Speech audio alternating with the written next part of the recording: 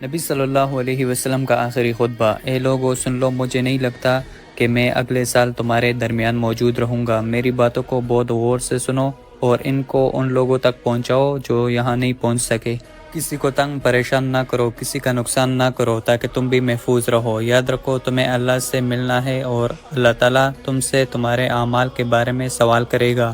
اللہ نے سود کو ختم کر دیا، اس لیے آج سے سارے سود ختم کر دو، معاف کر دو۔ تم عورتوں پر حق رکھتے ہو اور وہ بھی تمہارے پہ حق رکھتی ہے۔ جب وہ اپنا حق پورے کر رہی ہے تو تم بھی اس کی ساری ذمہ داریاں پوری کرو۔ عورتوں کے معاملے میں نرمی کا معاملہ اختیار کرو کیونکہ وہ تمہاری شریک دار اور خدمت گزار ہے۔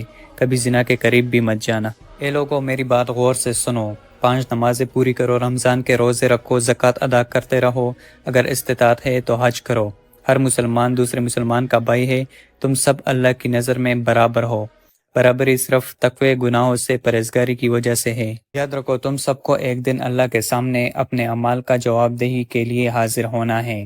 خبردار رہو، میرے بعد گمراہ نہ ہو جانا۔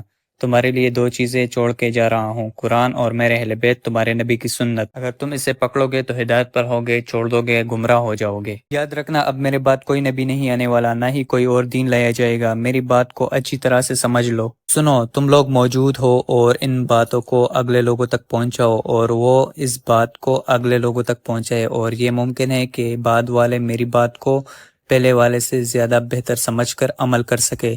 پھر آپ نے آسمان کی طرف اپنا مبارک چہرہ اٹھایا اور کہا، اے اللہ، گواہ رہنا میں نے تیرا پیغام تیرے بندوں تک پہنچا دیا۔